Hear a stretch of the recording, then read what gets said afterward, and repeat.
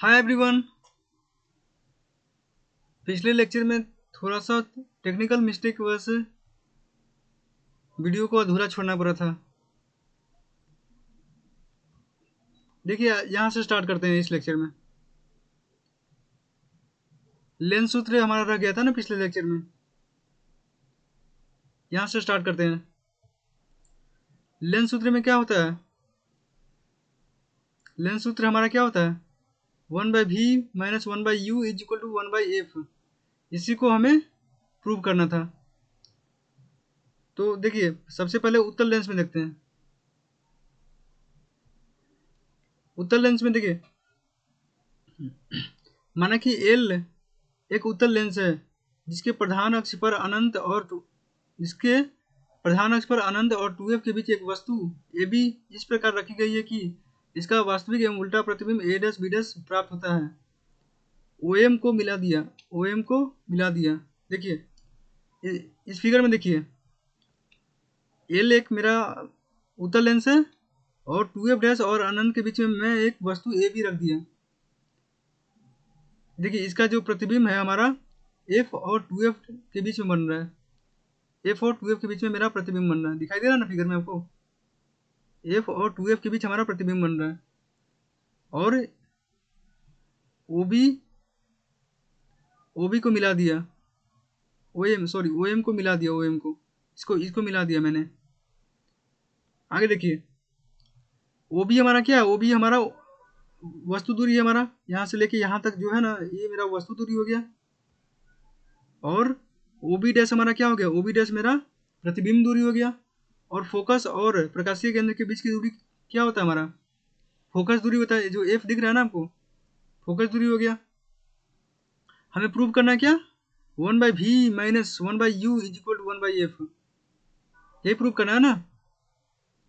तो देखिए आगे,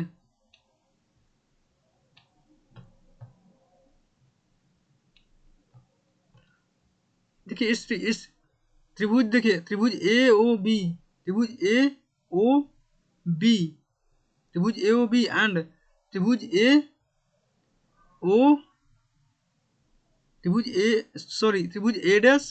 A'OB', ये दोनों त्रिभुज आपको दिख रहे हैं? ये वाला त्रिभुज है, ये पूरा, ये वाला यहाँ से यहाँ तक दिखा रहा हूँ फिगर कर ड्रॉ करके।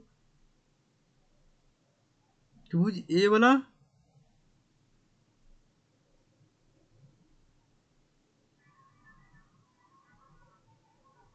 ये वाला अच्छे से ड्रॉ नहीं हुआ। और एक ये वाला त्रिभुज ABIO, ये वाला त्रिभुज आपको दिख रहा है ना।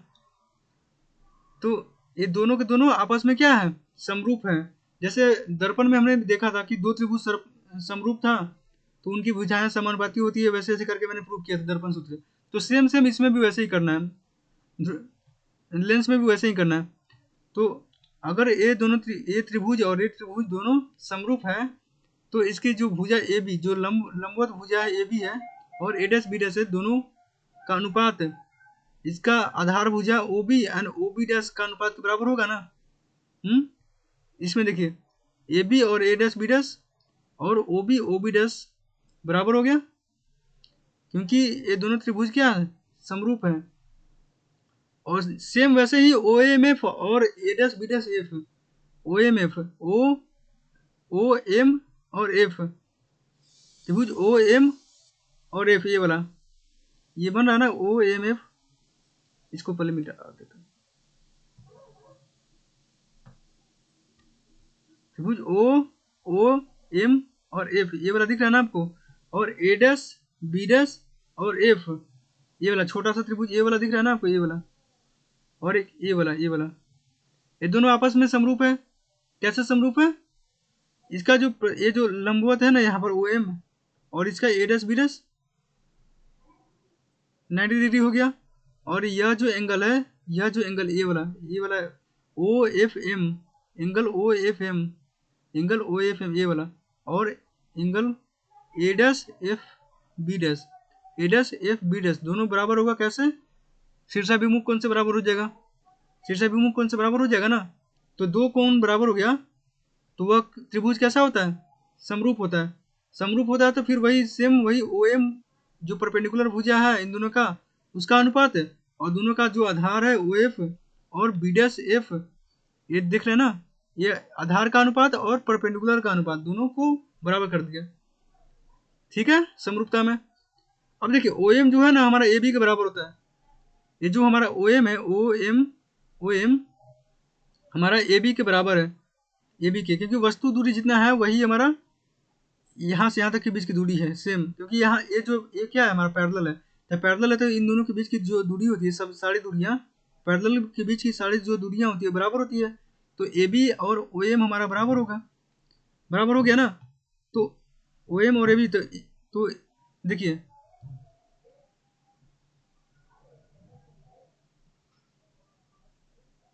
समानांतर रेखा के बीच में, इसलिए तो ओ एम की जगह पर हम क्या रख दिए, ओ एम की जगह पर हम ए बी रख देंगे ना, क्योंकि बराबर है, बराबर है तो हम इसको ए बी रख दिया ओ एम की जगह पर। यहाँ पर ओ एम है हमारा, ओ एम की जगह पर हम ए बी रख दिए, तो A B by A dash B dash by O A by B dash F. अब देखिए ई ए डैश बी, ए वाला जो है हमारा, इसके इसमें भी यही है, सेम है, दोनों का लेफ्ट हैंड साइड बराबर हो गया ना, दोनों का, इसका ये वाला और इसका ये वाला, दोनों बराबर हो गया, तो इस साइड भी बराबर हो जाएगा, राइट हैंड साइड भी बराबर हो जाएगा, लेफ्ट हैंड साइड बराबर हो गया तो राइट हैंड साइड बराबर हो जाएगा ना। तो फर्स्ट एंड सेकंड समीकरण से मैंने हमारा क्या हो गया, O B dash, O B dash and O F, ये जो है ना ओ एफ हमारा, ओ एफ और B dash F, O F and B dash F, O F and B dash F बराबर हो गया। तो देखिए अब चित्र के अनुसार बी डैश एफ हमारा, देखिए मैंने पिछले लेक्चर में बताया था कि हम सारे जो दूरियां होती है ना, हम प्रकाशीय केंद्र से बनाते हैं, मापते हैं, प्रकाशीय केंद्र से मापते हैं, तो बी डैश एफ का कोई वैल्यू, एक्चुअल वैल्यू हम नहीं ले सकते। जैसे बी डैश एफ, देखिए ये हमारा है बी डैश एफ, ये हमारा B dash F, B dash F है, तो इसकी दूरी हम कैसे मापेंगे, प्रकाशीय केंद्र से मापेंगे। तो प्रकाशीय केंद्र को कैसे ले, कौन सा वैल्यू हम इसको इसको हम सब्सटीट्यूट, इसको हम हटा के कौन सा वैल्यू रखेंगे कि हमारा प्रकाशीय केंद्र से उसका एक्चुअल वैल्यू हमें मिल जाए। तो अगर हम ओ बी डैश में से, ओ बी डैश पूरा में से हम ओ एफ घटा देंगे, ओ एफ तो हमारा इसके बराबर आ जाएगा ना, इसके बराबर, तो वही हमने यहाँ पर किया है। ये जो बी डैश एफ है ना हमारा, बी डैश एफ, उसमें मैंने ओ बी डैश में से ओ एफ को घटा दिया, तो हमारा बी डैश एफ आ जाएगा एक्चुअल रूप से। तो देखिए सेम सेम वही कर दिया। अब चिन्ह परिपाटी के अनुसार हम उसको उसके सारे वैल्यू को पुट करेंगे। ओ बी हमारा क्या है, ओ बी हमारा जो है वस्तु दूरी है, और वस्तु दूरी क्या होता है हमारा, वस्तु दूरी हमेशा निगेटिव होता है मेरा, तो माइनस यू पुट कर दिए, वस्तु दूरी हमेशा हमारा निगेटिव होता है, तो ये माइनस यू हम पुट कर देंगे। और प्रतिबिंब दूरी ओ बी डैश हमारा क्या, प्रतिबिंब दूरी है, तो उत्तल लेंस में प्रतिबिंब कैसा बनता है, पॉजिटिव बनता है, प्रतिबिंब दूरी हमेशा पॉजिटिव, हमें हमारा पॉजिटिव होता है, बस एक केस में हमारा निगेटिव होता है, वह केस कौन सा है, फोकस और प्रकाशीय केंद्र के बीच में रखते हैं, तो बाकी सारा केस में पॉजिटिव बनता है, तो प्लस भी रख देंगे ओ बी डैश की जगह पर, और फोकस दूरी भी प्लस एफ होता है, तो ओ एफ की जगह पर हम प्लस एफ रख दिए। तो देखिए यहाँ इसमें सारी वैल्यू मैंने यहाँ पर रख दिया इसमें, इस केस में।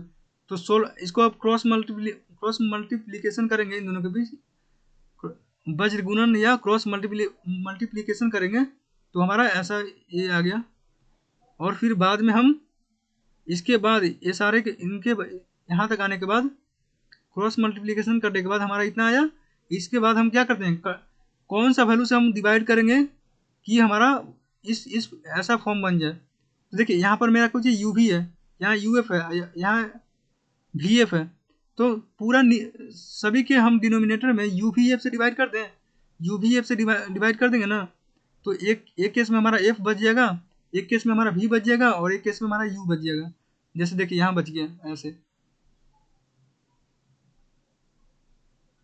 तो अब देखिए ये इस वन बाई एफ को हम उस तरफ भेज दिए, और वन बाई यू को हम इस तरफ ला दिए, तो हमारा one by v minus one by u is equal to one by f आ गया हमारा फाइनल आंसर। ये हमारा क्या है, फाइनल आंसर है, ये हमारा फाइनल आंसर है। समझ में आ गया। एक बार फिर से इसको अच्छे से समझाता हूँ। देखिए पहला त्रिभुज क्या था, पहला त्रिभुज हमारा ए बी और ओ, ए ओ बी या ए बी ओ, एक त्रिभुज हो गया ए वाला,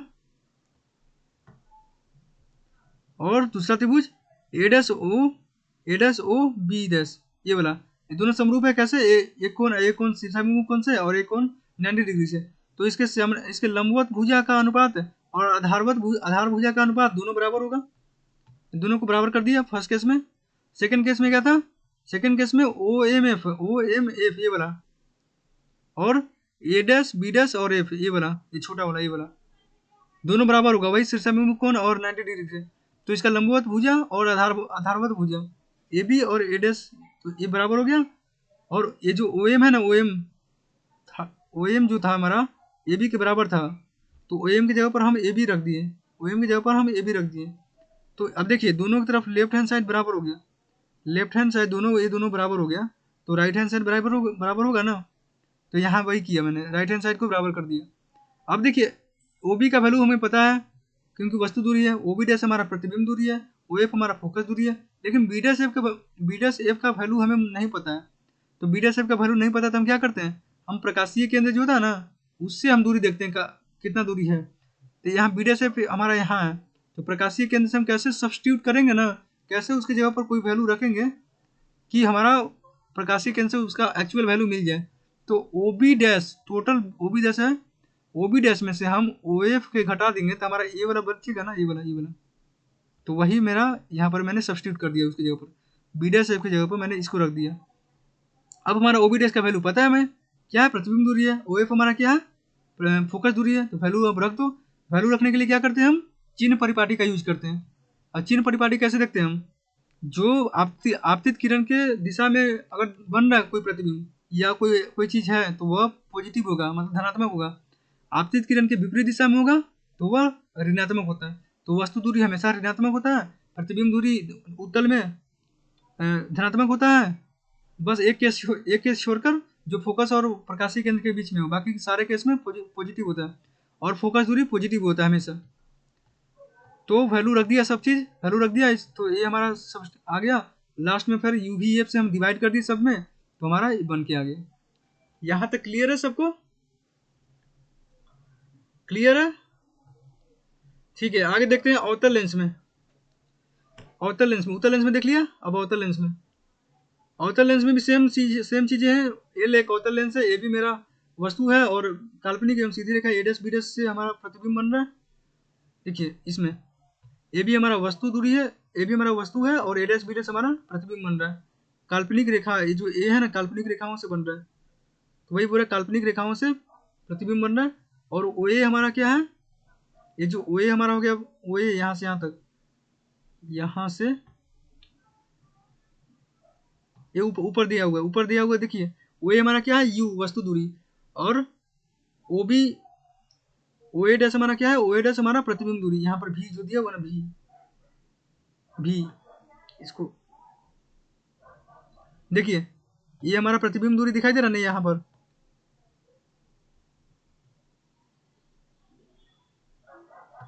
और यह हमारा वस्तु दूरी, और यह यहाँ से यहाँ तक हमारा फोकस है, यहाँ से हमारा फोकस दूरी है। समझ में आ गया, ओ एफ।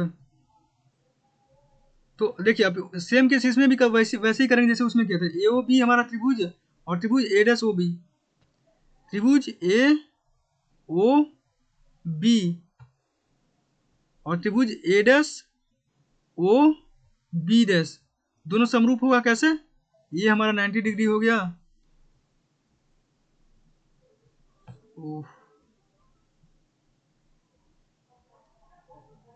ये हमारा 90 डिग्री हो गया, ये भी हमारा 90 डिग्री हो गया, और ये दोनों दोनों दोनों त्रिभुज में हमारा कोण एक सेम ही है, बराबर ही है दोनों त्रिभुज में। तो यह समरूप हो गया ना। समरूप के लिए दो भुजा या दो कोण बराबर होनी चाहिए, तो उनकी भुजाएं समानुपाती होती है। कौन कौन सी भुजाएं, ए बी लंबवत भुजाएं और आधारवत भुजाएं दोनों समानुपाती कर दिया मैंने सेम। और सेम केस वही ओ एम एफ और A dash B dash F में, पिछले उत्तल में भी बताया था, अवतल में भी वही देख लीजिए, ओ एम एफ और O dash, sorry O A B dash, O M F और A dash B dash F, A dash A dash B dash और एफ, ये वाला छोटा सा, यहाँ से ये वाला ये छोटा सा है ना, वो वाला। समझ में आ गया? इसमें दिया हुआ देखिए, ओ एम एफ और A dash B dash F दोनों बराबर समरूप है। समरूप कैसे है? सेम वही परपेंडिकुलर हो जाएगा और सेम कोण है, तो उसकी वही भुजा जो है ना, लंबवत भुजा ओ एम, और इसका ए डैश बी डैश, और इसका ओ एफ है, ओ एफ और ए डैश एफ का अनुपात बराबर हो गया। अब देखिए ओ एम ए बी फिर से बराबर था, तो ओ एम की जगह पर ए बी रख दिया, और फिर से इसका लेफ्ट हैंड साइड बराबर हो गया, तो राइट हैंड साइड बराबर हो जाएगा। फिर से वही हम ए डैश एफ की जगह पर ओ एफ ओ ए डैश रख दिए, सेम सेम वही केस है जो उत्तर लेंस में बताया था, और फिर वैल्यू पुट कर दिए चिन्ह परिपाटी के अनुसार। चिन्ह परिपाटी के अनुसार अवतल लेंस में जो वस्तु दूरी होती है वो ऋणात्मक होती है, प्रतिबिंब दूरी भी ऋणात्मक होती है, फोकस दूरी भी ऋणात्मक होती है, सारी की सारी जो होती है ऋणात्मक होती है अवतल अवतल अवतल लेंस में। तो सारी की सारी ऋणात्मक है, तो सबको मैंने माइनस रख दिया, सबको मैंने माइनस रख दिया। तो बाद में यहाँ आया मेरा आखिरी। अब इसके बाद फिर हम यूवीएफ से डिवाइड करते हैं, सब में मैंने यूवीएफ से डिवाइड कर दिया, तो मेरा फाइनल रिजल्ट क्या आ गया, 1/v - 1/u is equal to 1/f। समझ में आ गया? अगर उत्तल लेंस वाला समझ में आ गया होगा अच्छा से, तो इसलिए मैंने इस पर उतना ज़्यादा फोकस नहीं कर रहा हूँ, क्योंकि उत्तल लेंस जैसा ही इसमें भी प्रूव है, सेम वही प्रूव है। अगर उत्तल लेंस अच्छे से समझ में आ गया होगा तो यह वाला अच्छे से आपको समझ में आ जाएगा। इस पर मैं ज़्यादा नहीं ज़्यादा नहीं अच्छे से एक्सप्लेन कर रहा हूँ, क्योंकि उत्तल लेंस का मैंने अच्छे से एक्सप्लेन कर दिया, दो बार अच्छे से किया। तो ये वाला आपको खुद से करके देखना चाहिए, सेम ही है, सब समरूप है। फिर उसका लंबवत भुजा अनुपाती और आधारवत भुजा अनुपात दोनों बराबर कर दिया, और फिर ओ एम ए बी के बराबर था तो उसके जगह पर उसको रख दिया, और लेफ्ट हैंड साइड बराबर हो गया तो फिर राइट हैंड साइड को बराबर कर दिया। फिर ए डैश एफ का वैल्यू हमको नहीं पता है, तो उसके जगह पर मैंने सब्सटीट्यूट कर दिया किसको, ओ एफ और ओ ए डैश को, और फिर वैल्यू मैंने पुट कर दिया सबको। वैल्यू कैसे कैसे पुट करते हो मैंने बता दिया। और लेंस में वस्तु दूरी हमेशा ऋणात्मक होगी, प्रतिबिंब दूरी हमेशा ऋणात्मक होगी, और फोकस दूरी हमेशा ऋणात्मक होती है, किसमें, अवतल लेंस में। तो माइनस माइनस सब में पुट कर दिया, और बाद में हमारा ये आ गया एक्सप्रेशन। ठीक है, देखिए ये दो जो है प्रॉब्लम है, अगर आपको इस समझ में आ गया होगा कैसे माइनस रखते हैं, कैसे माइनस कहाँ रखते हैं, कहाँ प्लस रखते हैं, उसी के हिसाब से इसको सोल्व करना है। देखिए 20 सेंटीमीटर फोकस दूरी वाले उत्तल लेंस के सामने 30 सेंटीमीटर की दूरी पर एक वस्तु रखी गई है। प्रतिबिंब स्थान तथा प्रतिबिंब प्रकृति ज्ञात करें। फोकस दूरी क्या है हमारा 20 है, और वस्तु दूरी कितना है हमारा 30 सेंटीमीटर है, मतलब यू दिया हुआ है और एफ दिया हुआ है। और देखिए उत्तल लेंस दिया हुआ, तो उत्तल लेंस में क्या होता है, यू तो निगेटिव व्यू का हमेशा, और फोकस मतलब हमेशा क्या होता है उत्तल लेंस में पॉजिटिव होता है। तो इसको फोकस की जगह पर मैं प्लस 20 रख दिया, और यू की जगह पर -30 रख दिया। हमको निकालना क्या है, भी यू की जगह पर मैंने माइनस रख दिया, क्यों, क्योंकि वो वस्तु दूरी हमेशा ऋणात्मक होती है, और फोकस दूरी पॉजिटिव होती है, धनात्मक होती है, किसमें, उत्तल लेंस में। तो हमारा भी निकालना है, तो 1/v बच गया, तो 1/v, तो ये माइनस है तो उधर चला गया, ये माइनस माइनस ये प्लस हो गया, यहाँ पर ये दोनों माइनस माइनस प्लस हो गया, तो उस तरफ जाएगा तो माइनस हो जाएगा, जैसे यहाँ पर माइनस हो गया। तो 1/20 - 1/30 सोल्व किया इसको एलसीएम लेके, तो भी हमारा पॉजिटिव 60 आ गया। समझ में आ गया ना कैसे हुआ।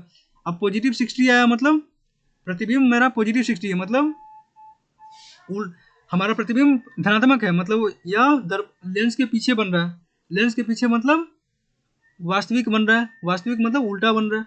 अगर लेंस के सामने बनता, मतलब अगर यह जो है निगेटिव होता, तो हमें पता है कि उत्तल लेंस में एक ही केस में निगेटिव भी होता है।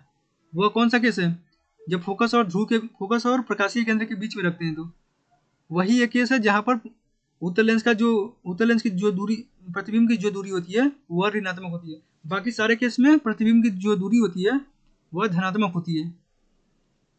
समझ में आ गया। अब सेकेंड क्वेश्चन देखिए, 20 सेंटीमीटर फोकस दूरी वाले अवतल लेंस द्वारा किसी वस्तु का प्रतिबिंब 10 सेंटीमीटर की दूरी पर बनता है। फोकस दूरी 20 है और प्रतिबिंब दूरी 10 सेंटीमीटर है, और कौन सा लेंस है हमारा, अवतल लेंस है, मतलब 20 सेंटीमीटर मतलब माइनस में होगा ये, और वस्तु का प्रतिबिंब भी माइनस में होगा, क्योंकि अवतल लेंस है ना, अवतल लेंस में प्रतिबिंब दूरी, फोकस दूरी और वस्तु दूरी सब सब निगेटिव होता है, माइनस होता है। तो लेंस से कितनी दूरी पर वस्तु रखी गई है, वस्तु दूरी निकालना है बस। तो 1/v minus 1/u is equal to 1/f कर दिया। v की जगह पर मैंने -10 रख दिया, u की जगह पर मैंने कुछ नहीं रखा, छोड़ दिया, और फोकस की जगह पर मैंने -20 रख दिया। अब 1/u को मैंने इस तरफ ला दिया, माइनस में था इधर, तो इधर प्लस में आ गया। और देखिए यहाँ ये जो -20 है, ये माइनस में तो उधर गया प्लस में, और ये माइनस पहले से ही है, तो बच गया -1/10। दिखाई नहीं दे रहा होगा आपको, यहाँ क्या है, यहाँ पर माइनस है, यहाँ क्या है, मेरा प्लस है, यहाँ प्लस है। तो इन दोनों को अब सोल्व करेंगे, तो यहाँ -2 है, यहाँ +1 है, यहाँ +1 है, तो बच गया कितना, -1। तो -1/20, तो u कितना आ गया, u आ गया मेरा -20 आ गया, u आ गया मेरा -20। u -20 आने का मतलब ही क्या है, ये प्रूव कर देता है कि जो वस्तु दूरी होती है हमेशा ऋणात्मक होती है। ठीक है, आगे देखिए, आवर्धन के बारे में देखते हैं। अवतल लेंस में भी, सॉरी, अवतल दर्पण में भी आवर्धन पढ़ा था, उत्तल सब में मैंने आवर्धन पढ़ा, दर्पण में भी मैंने आवर्धन पढ़ाया था। इसमें देखिए आवर्धन क्या होता है, मैग्निफिकेशन। लेंस द्वारा बने प्रतिबिंब का आकार वस्तु के स्थान के अनुसार बदलता है। जो प्रतिबिंब बनता है लेंस द्वारा वस्तु के स्थान के अनुसार हमेशा बदलते रहता है, वो मैंने देखा है ना, पीछे देखा है मैंने। प्रतिबिंब की ऊंचाई और वस्तु की ऊंचाई के अनुपात को आवर्धन कहते हैं, उसको हम एम से सूचित करते हैं। इसको मैं थोड़ा जल्दी जल्दी करूंगा, क्योंकि ये मैंने पढ़ा रखा है दर्पण में, सेम चीज इसमें है, लेंस में भी है। वस्तु दूरी की ऊंचाई, प्रतिबिंब की ऊंचाई बाई, सॉरी, प्रतिबिंब की ऊंचाई बटा वस्तु की ऊंचाई को हम आवर्धन कहते हैं। चूंकि सेम राशि है तो इसका मात्रक नहीं होता। वस्तु दूरी और प्रतिबिंब दूरी के पदों में निम्न प्रकार परिभाषित किया जाता है। प्रतिबिंब दूरी और बिंब दूरी के अनुपात को आवर्धन कहते हैं, मतलब v/u। आवर्धन को v/u भी कहते हैं, आवर्धन को h2/h1 भी कहते हैं। दर्पण में आवर्धन क्या होता था, -v/u होता था, लेकिन लेंस में क्या होता है, v/u होता है। आवर्धन का व्यंजक, इसको भी प्रूव करना है। अब देखिए आवर्धन का व्यंजक प्रूव करना है। देखिए त्रिभुज OAB और त्रिभुज OA'B, ये दोनों समरूप होगा। समरूप होगा क्यों, बहुत बार बता चुका हूँ मैं। समरूप होगा क्यों, बहुत बार आप लोग को देखें वीडियो में, तो आपको समझ में आ जाना चाहिए। एक 90 डिग्री है और एक हमारा शीर्षाभिमुख कोण है, ये वाला एंगल और ये वाला एंगल शीर्षाभिमुख कोण है, तो समानुपाती हो गया। समानुपाती हो गया तो भुजाएं समानुपाती हो गया, ये दोनों कैसे, A', और AB बराबर सेम, और A', O, मतलब OA' और OA, इसको कर दिया यहाँ पर। अब देखिए हमारा A', क्या है, हमारा प्रतिबिंब दूरी H2 है, और AB क्या है, हमारा वस्तु दूरी H1 है, और OA' क्या है, मेरा V है, और AO क्या है, हमारा U है। तो H2/H1 मेरा V/U, तो M इक्वल क्या हो गया, M इक्वल मेरा प्रूव हो गया ना, H2/H1। V/U इक्वल कुछ होता है मेरा, V/U इक्वल होता है हमारा M equal to H2/H1, prove हो गया ना। अब देखिए M इक्वल यहाँ पर आ गया। अब हम जानते हैं लेंस सूत्र से हमें पता है ना, 1/v minus 1/u equal 1/f होता है।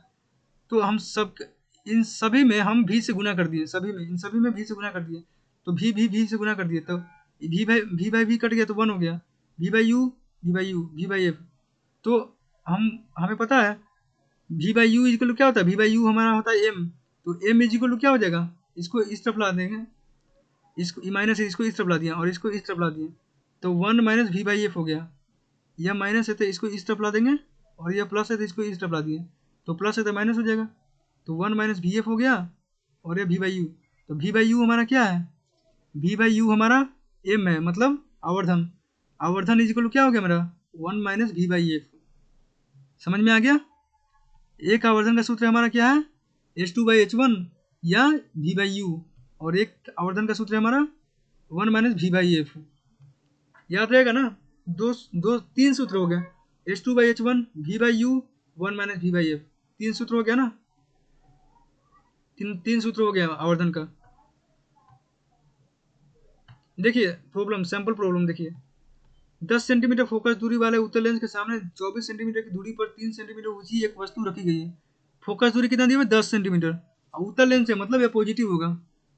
और 24 सेंटीमीटर की दूरी पर 3 सेंटीमीटर ऊंची एक वस्तु, मतलब यह क्या है मेरा वस्तु दूरी हो गया, क्योंकि 24 सेंटीमीटर की दूरी पर एक वस्तु रख दिया जो 3 सेंटीमीटर ऊंचा है। तो मतलब यह प्रकाशीय रेखा के ऊपर वस्तु दूरी क्या है, वस्तु दूरी तो हमारा निगेटिव हो गया, और यह क्या है हमारा पॉजिटिव हुआ, क्योंकि यह प्रकाशीय जो रेखा है प्रकाश उसके ऊपर है ना, वस्तु को हम ऊपर रखते हैं, यह पॉजिटिव हो गया मेरा। तो अब निकालना क्या, लेंस की दूसरी ओर रखे पर्दे पर प्रतिबिंब बनता है।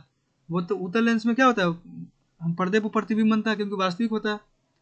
तो लेंस से पर्दे की दूरी निकालिए, लेंस से पर्दे की दूरी और प्रतिबिंब का आकार तथा प्रतिबिंब की प्रकृति बताइए। पर्दे मतलब वस्तु दूरी बताना है, मतलब प्रतिबिंब दूरी, पहला क्या है प्रतिबिंब दूरी बताना है। तो 1/v minus 1/u is equal to 1/f हम करते हैं ना, लेंस का सूत्र क्या होता है 1/v minus 1/u is equal to 1/f।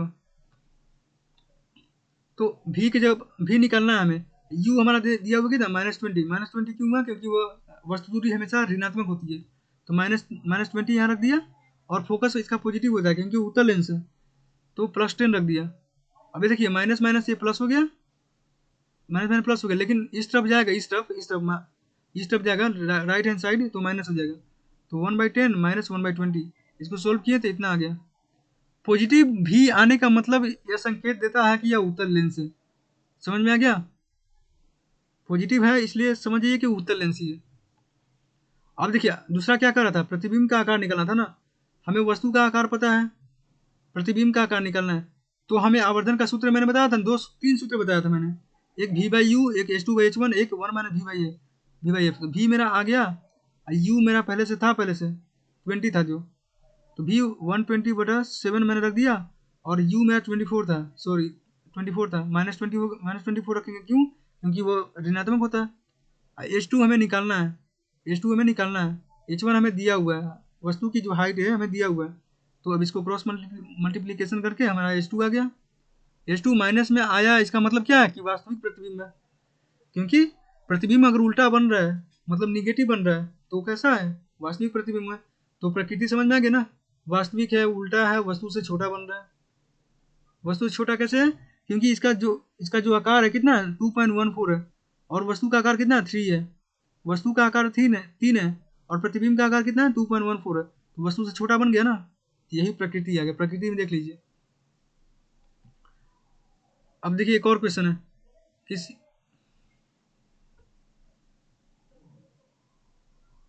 किसी अवतल लेंस की फोकस दूरी 15 सेंटीमीटर, 15 सेंटीमीटर अवतल लेंस की फोकस दूरी है, मतलब क्या निगेटिव होगा ना, -15 होगा। बिंब को लेंस से कितनी दूर पर रखें कि इसके द्वारा बीम का लेंस से 10 सेंटीमीटर की दूरी पर प्रतिबिंब बने, मतलब वस्तु दूरी कितना रखें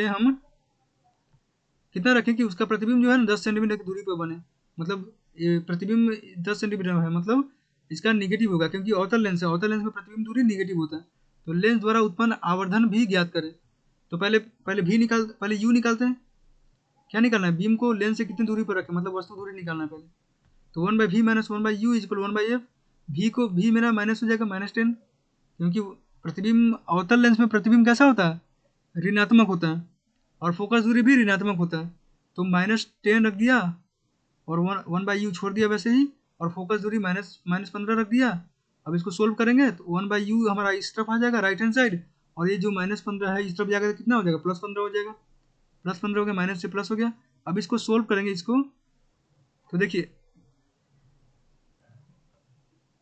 इसको सोल्व किया तो हमारा यहाँ पर देखिए माइनस इधर आ गया, तो 1/u, इसको सोल्व किया यहाँ पर, तो u इज इक्वल कितना हो गया -30।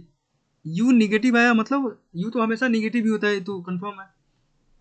अब हमें निकालना है आवर्धन। आवर्धन इज इक्वल क्या होता है हमारा v/u होता है। v हमें पहले से पता था -10 होगा, क्योंकि बताया अभी -10 क्यों होता है, और वस्तु दूरी 30, तो 1/3 0.33, तो हमारा आवर्धन आ गया 0.33। समझ में आ गया ना। अब देखिए लेंस की क्षमता, लेंस की क्षमता क्या होता है,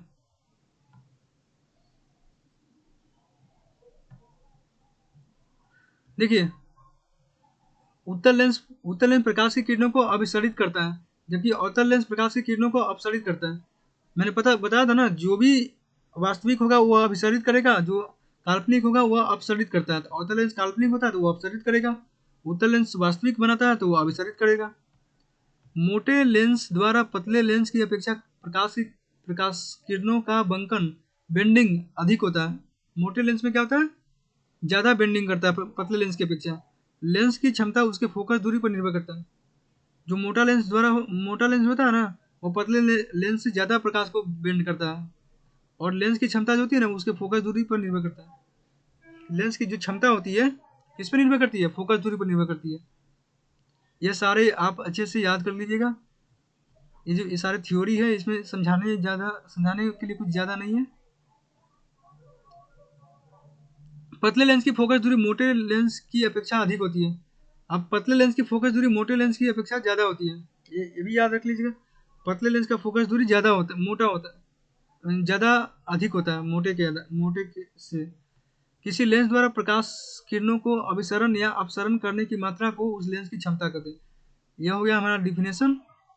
लेंस की क्षमता का डिफिनेशन क्या है, किसी लेंस द्वारा प्रकाश किरणों को अभिसरण या अपसरण करने की मात्रा को हम लेंस की क्षमता कहते हैं।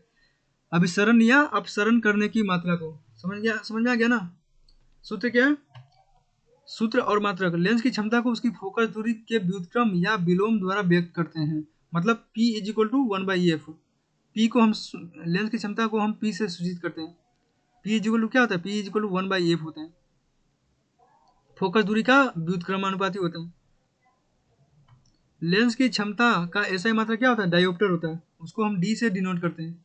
जब फोकस दूरी को मीटर में मापा जाता है, यदि हम फोकस को, एक चीज याद रखना, ये जो न्यूमेरिकल आप सोल्व कीजिएगा ना, उस केस में अगर आपको लेंस की क्षमता निकालने के लिए बोलेगा, अब वहां पर अगर फोकस दूरी मीटर में रहेगा, अगर मीटर में फोकस दूरी दिया रहेगा, सेंटीमीटर में नहीं मीटर में दिया रहेगा, तो उस केस में आप लेंस की क्षमता कैसे निकालेगा, डायोप्टर में निकालते हैं।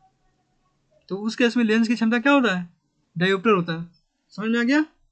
फोकस दूरी अगर मीटर में हो तो, चूंकि उत्तल लेंस की फोकस दूरी धनात्मक होती है, इसलिए उत्तल लेंस की क्षमता धनात्मक होगा, और अवतल लेंस की क्षमता ऋणात्मक होती है।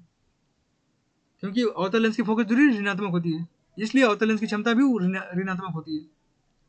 धनात्मक फोकस दूरी धनात्मक क्षमता, ऋणात्मक फोकस दूरी ऋणात्मक क्षमता। अब ये कैसे, ये समझाने के लिए है। अब बताइए कि ऋणात्मक है तो ऋणात्मक क्षमता क्यों होगा, क्योंकि देखिए इस पे डिपेंड करता है ना, फोकस दूरी पर डिपेंड करता है।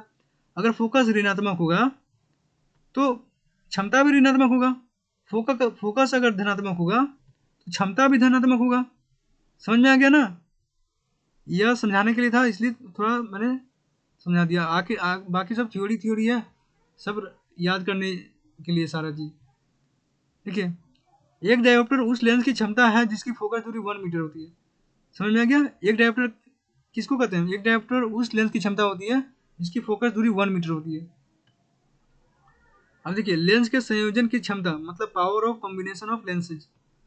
जब अनेक पतले लेंसों को एक दूसरे के संपर्क में रखा जाता है तो संयोजन की क्षमता उन लेंसों के अलग अलग क्षमताओं के बीजीय योग के बराबर होता है। देखिए, बहुत ज़्यादा अगर लेंस को एक साथ हम पतले लेंस को एक साथ हम कंबाइन करके रखते हैं तो सबका जो क्षमता होता है ना, पी, मान लीजिए 4 गो लेंस को, पतले लेंस को मैं जोड़कर एक बना दिया, बड़ा सा लेंस बना दिया, तो उन सबको मिला के उन सबका संयोजता कितना होगा, उन सबका संयोजता उन इंडिविजुअल जो होता है ना, इंडिविजुअल जो एक जो होता है ना, एक जो लेंस होता है उन सबका जो क्षमता होगा। जैसे पहले का मान लीजिए P1 होगा, दूसरे का मान लीजिए P2 होगा, तीसरे का P3, चौथे का P4, ऐसे करके आगे बढ़ते जाएगा। ये जो क्षमता है ना, सबको हम जोड़ देंगे ना तो जो बड़ा वाला जो लेंस है ना उसके बराबर हो जाएगा। P1 P2 P3 इन सबको जोड़ दिया तो बड़ा वाला जो लेंस बना था ना वह उसके बराबर हो जाएगा। तो संयोजिता की क्षमता P1 plus P2 plus P3 मतलब बीजीय योग के बराबर होता है। बीजीय योग कर दिया ना। अगर मान लीजिए 5 पतले लेंस से एक बड़ा सा लेंस बनाया जाता है, तो अब उस बड़े लेंस का संयोजिता कितना होगा, हमें कैसे पता चलेगा वो बड़े लेंस का संयोजिता कितना है। अगर उन छोटे लेंसों का, जो उन छोटे 5 लेंसों का अगर क्षमता दिया होगा तो हम बड़े लेंस का क्षमता निकाल लेंगे। कैसे, उन सभी पांचों छोटे लेंसों की जो क्षमता होगा ना, उन सबको ऐड कर देंगे, जोड़ देंगे, बीजीय योग कर देंगे। मतलब जो सबको हम जोड़ देंगे ना, तो उस बड़े लेंस का क्षमता हमें मिल जाएगा। समझ में आ गया? आगे देखिए, देखिए उदाहरण में दिया हुआ है, एक उत्तल लेंस जिनकी क्षमता 6 डायोप्टर है, और ये पॉजिटिव है, मतलब क्या दर्शाता है? पॉजिटिव ही हमें दर्शाता है कि यह उत्तल लेंस है। अगर यहाँ ऋणात्मक होता, निगेटिव होता, तो वह अवतल लेंस होता। जैसे देखिए देखिए, जैसे ऐसा एक अवतल लेंस जिसकी क्षमता -3D है, जैसे ऋणात्मक हो गया तो अवतल लेंस हो गया, के संपर्क में हम रखते हैं तो इसकी संयोजकता कितनी होगी? मैंने बताया ना, जितने भी लेंस अगर एक साथ मिलके एक बड़ा लेंस बनाता है, तो उनकी जितनी भी डायोप्टर होती है ना, जितनी भी क्षमता होती है, उन सबको जोड़ दो। इसकी 6D 6D प्लस -6D कर दिए तो कितना हो गया? 3D हो गया। ये 3D इसका क्षमता हो गया, जो बड़ा सा लेंस है ना उसका 3D क्षमता हो गया। ऐसे संयोजन उत्तल लेंस की तरह व्यवहार करता है, क्योंकि उत्तल लेंस की क्षमता धनात्मक होती है। जब उत्तल लेंस और अवतल लेंस मिलकर बनता है ना, तो उत्तल लेंस की तरह व्यवहार करता है, क्योंकि उत्तल लेंस की क्षमता क्या होती है? धनात्मक होती है। क्योंकि यहाँ पर क्या है? 3D आ रहा है ना, 3D क्या है? 3D हमारा पॉजिटिव है, तो ये पॉजिटिव है, इसका मतलब क्या है? यह जो लेंस है, दो उत्तल लेंस और अवतल लेंस को दोनों को मिला के एक नया लेंस बनाया मैंने, बड़ा सा लेंस। लेकिन जब उन दोनों की क्षमता को अगर हम ऐड किए, तो हमारा क्षमता कितना आ रहा है? 3D आ रहा है। 3D कितना में आ रहा है? पॉजिटिव आ रहा है, ना कि निगेटिव आ रहा है। निगेटिव आ रहा है, तो पॉजिटिव आ रहा था, इसका मतलब क्या है? पॉजिटिव आ रहा है मतलब बड़ा जो हम लेंस बनाए थे उन दोनों को जोड़कर, तो वह कैसा बिहेव करेगा? वह बिहेव करेगा उत्तल लेंस की जैसा ही, क्योंकि उसकी क्षमता पॉजिटिव है। अगर यही -3D होता ना, मान लीजिए यहाँ यहाँ -6D है, रहता -6D रहता, यहाँ +3D रहता, तो इसका आंसर कितना आता? -3D आता। तो -3D आता मतलब वो ऋणात्मक है। ऋणात्मक है मतलब वो किसके जैसा बिहेव करता? किसके जैसा व्यवहार करता? वह अवतल लेंस के जैसा व्यवहार करते हैं। समझ में आ गया? इसका उपयोग किस में आता करते हैं हम? कैमरा में करते हैं, सूक्ष्मदर्शी में करते हैं, और दूरबीन में करते हैं। इसको इसके बारे में मैंने फर्स्ट लेक्चर में भी बताया था कि अपवर्तन का जो एप्लीकेशन है वो कैमरा में होता है, सूक्ष्मदर्शी में होता है, दूरबीन में होता है, इन सब के में होता है। अब देखिए, उत्तल लेंस की अभिसारी क्रिया क्या होती है? लेंस का प्रत्येक भाग प्राय प्रिज्म का बना हुआ होता है, माना जाता है। उत्तल लेंस में प्रिज्मों का आधार मुख्य अक्ष की ओर होता है। उत्तल लेंस में जो प्रिज्मों का जो आधार होता है मुख्य अक्ष की ओर होता है, और चूंकि प्रिज्म से होकर जाने वाली प्रकाश की किरणें हमेशा आधार की ओर झुक जाती है, इसलिए उत्तल लेंस के ऊपर आधे भाग पर आपतित होने वाली किरणें नीचे की ओर, तथा नीचे के आधे भाग पर आपतित होने वाली किरणें ऊपर की ओर झुक जाती है। इन सबको अच्छे से समझाऊंगा आगे आगे वाले स्लाइड में।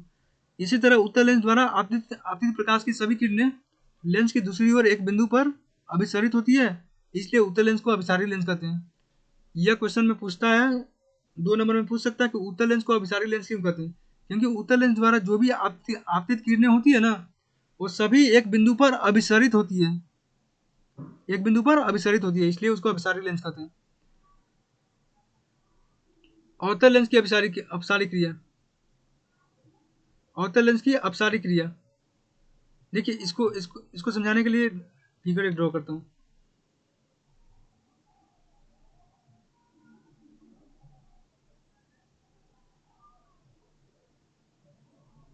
यह हमारा उत्तल लेंस है। देखिए, इस पे जो पड़ने वाली किरणें होगी ना, इधर झुक जाएगी। इस पे पड़ने वाली जो किरणें हैं इधर झुक जाएगी, इधर मिल जाएगी, और यहाँ नीचे नीचे पड़ने वाली किरणें इधर झुक जाएगी ऊपर की ओर। यहाँ पड़ने वाली किरणें ऊपर की ओर इधर मिल जाएगी। ये सीधी रेखा नहीं है, इसमें ड्रॉ हो गया सीधी रेखा, ये थोड़ा बेंड करेगा ऐसे करके, ऐसे जाएगा, मतलब फोकस पर जाके मिल जाएगा।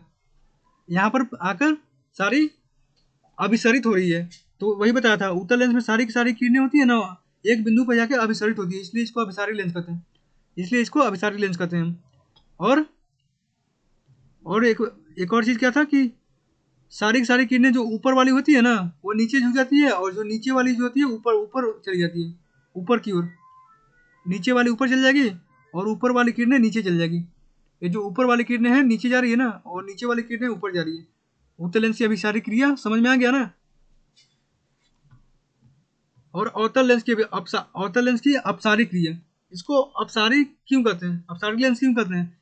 क्योंकि इसमें क्या होता है ना कि सारी की सारी किरणें जो होती है ना एक बिंदु से अपसारित होती हुई दिखाई देती है, ना कि एक्चुअल रूप से मिलती है। सारी की सारी जो किरणें होती है ना, प्रकाश की किरणें एक बिंदु से अपसारित होती हुई दिखाई देती है। मतलब मान लीजिए यहाँ एक बिंदु है, यहाँ से ऐसे, यहाँ से ऐसे, ऐसे सारी की सारी किरणें अपसरित होती हुई दिखाई देगी। सारी की सारी किरणें अपसरित हुई, ये सारी की सारी किरणें जो है ना डॉटेड लाइन होता है, डॉटेड लाइन, क्योंकि वह काल्पनिक होता है, वो एक्चुअल रूप में नहीं होता है। तो एक बिंदु से सारी की सारी किरणें अपसरित हो रही है, इसलिए इसको हम अपसारी लेंस कहते हैं। और इसमें भी वही सेम केस, अवतल लेंस का प्रत्येक भाग छोटे छोटे प्रिज्मों का बना हुआ मालूम पड़ता है। अवतल लेंस के प्रिज्मों का आधार बाहर की ओर होता है, और प्रकाश की किरण जब अवतल लेंस पर आपतित होती है तो इससे निकलने के बाद फैलकर दूर हो जाती है। ठीक है, समझ में आ गया। अवतल लेंस को ड्रॉ करता हूँ।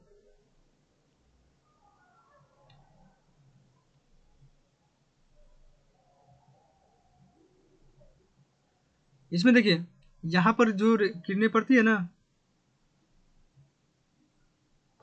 इधर इधर चली जाती है,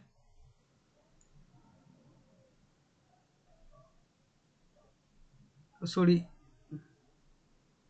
इधर चली जाती है, और इस पे जो यहाँ जो पड़ती है तो इधर चली जाती है, इधर चली जाती है।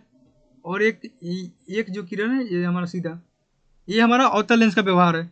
सारी की सारी किरणें अपसरित हो जाती है, और ये सारी की सारी जो है ना इधर इधर इधर जाके मिलती हुई प्रतीत होती है, यहाँ पर मिलती हुई प्रतीत होती है, यहाँ पर एक्चुअल रूप से नहीं मिलती है, मिलती हुई प्रतीत होती है। मतलब यहाँ से सारी किरणें अपसरित हो रही है, इस तरफ इस तरफ इस तरफ सारी की सारी अपसरित हो रही है, तो इसको हम अपसारी कहते हैं। अवतल लेंस को अपसारी क्यों कहते हैं, समझ में आ गया ना। ठीक है, अब इसका अपसारी क्रिया समझ में आ गया, तो उत्तल लेंस का अपसारी क्रिया पढ़ लिए। अब देखिए उत्तल लेंस, अवतल लेंस तथा कांच की वृत्ताकार प्लेट की पहचान कैसे करेंगे। अवतल अवतल दर्पण में, उत्तल दर्पण में भी वैसे ही किया था। पहले स्पर्श करके देखे थे हम, फिर बिना स्पर्श करके देखे थे। देखिए स्पर्श करके, जिस लेंस का दोनों अपवर्तक सतह उभरा हुआ हो तो उत्तल लेंस होगा, दोनों अपवर्तक सतह अगर धंसा हुआ तो अवतल लेंस होगा, दोनों अपवर्तक सतह समतल हो तो कांच का वृत्ताकार प्लेट होगा। ये सारे को समझा, ये सबको समझाने की जरूरत नहीं है ना, आपको तो अब तक समझ में आ गया होगा। धंसा हुआ है, देखिए ये धंसा हुआ है, ये धंसा हुआ है ना। और उत्तल लेंस में क्या था, उत्तल लेंस में उभरा हुआ था, उभरा हुआ दोनों सतह था। और प्लेन सतह जो है प्लेन होगा, उसको हम उसको वृत्ताकार प्लेट कहते हैं कांच का। स्पर्श करके यदि उंगली अपने वास्तविक आकार से बड़ी दिखाई देती है तो वह उत्तल लेंस होता है। बड़ी दिखाई देती है तो उत्तल लेंस, मतलब समझ में आ गया ना क्यों बड़ी दिखाई दे रही है, क्योंकि वह उसका उत्तल लेंस ही है, ऐसा है जो लेंस जिसमें जो प्रतिबिंब है बड़ा बनता है। बाकी अवतल लेंस में क्या बनता है, छोटा प्रतिबिंब बनता है। तो अगर हमें बिना स्पर्श करके, अगर अगर अगर बिना स्पर्श किए हमें पहचान करना होगा तो हम कैसे पता करेंगे। तो वैसे पता करेंगे कि जब भी हमारा उंगली जो है ना, अंगुली जो है हमारा बड़ा दिखाई देगा ना तो वह उत्तल लेंस होगा। अंगुली हमारा छोटा दिखाई देगा तो वह मेरा अवतल लेंस होगा। उंगली अगर अपने वास्तविक आकार का होगा तो वह कांच का वृत्ताकार प्लेट होगा। समझ में आ गया। उत्तल लेंस एवं अवतल लेंस में अंतर देखिए। देखिए पहला, किनारे पर पतला लेकिन बीच में मोटा, किनारे पर मोटा एवं बीच में पतला है। अब तो समझ में आ गया होगा क्यों मोटा क्यों पतला होता है। किनारे पर, किनारे पर यहाँ क्या है मोटा है, और बीच में क्या हमारा पतला है, और इसमें बीच में क्या है, बीच में हमारा मोटा है, किनारे पर पतला है। उत्तल लेंस में किनारे पर पतला, अवतल लेंस में किनारे पर मोटा, और इसमें बीच में पतला, उसमें बीच में मोटा। उत्तल लेंस द्वारा वास्तविक एवं काल्पनिक दोनों प्रकार का प्रतिबिंब बनता है। काल्पनिक तो 5 केस में बनता है, बताया था ना 5 केस कौन सा है। फोकस से दूर रखने पर, जितनी वस्तु को फोकस से दूर रखेंगे तो हमारा प्रतिबिंब कैसा बनता है, वास्तविक बनता है। लेकिन एक केस ऐसा होता है जो फोकस और प्रकाशीय केंद्र के बीच में हम रखते हैं, तो उस केस में हमारा काल्पनिक प्रतिबिंब बनता है। लेकिन अवतल में हमेशा काल्पनिक बनता है। ठीक है। उत्तल लेंस का फोकस वास्तविक होता है, अवतल लेंस का फोकस काल्पनिक होता है। सब चीज़ समझ में आ गया, पीछे पढ़ाया गया है। उत्तल लेंस की फोकस दूरी धनात्मक होती है, क्यों धनात्मक होती है ये भी बताया गया है, इसलिए इसकी क्षमता भी धनात्मक होती है। अवतल लेंस की फोकस दूरी ऋणात्मक होती है, इसलिए इसकी क्षमता जो होती है ऋणात्मक होती है। उत्तल लेंस को अभिसारी लेंस कहते हैं, क्यों कहते हैं पीछे बताया मैंने। अवतल लेंस को अपसारी लेंस कहते हैं, क्यों कहते हैं इसको भी बताया मैंने। ठीक है, यहाँ तक क्लियर है। अब आपका लेक्चर खत्म होता है, क्योंकि प्रकाश का अपवर्तन यहीं तक है चैप्टर में।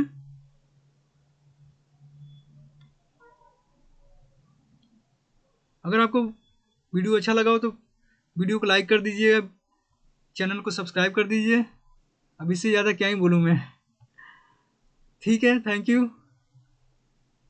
अगर वीडियो अच्छा नहीं लगा हो तो कुछ सजेशन दीजिए कि मैं अगले वीडियो में अच्छे से इसको रिप्रेजेंट करूँ, अच्छे से पढ़ाऊँ। अगर मैं दोबारा इस चैप्टर को पढ़ाऊँ तो और अच्छे से सुधार कर सकूँ। थोड़ा अपने तरफ से फीडबैक दीजिए। ठीक है, थैंक यू।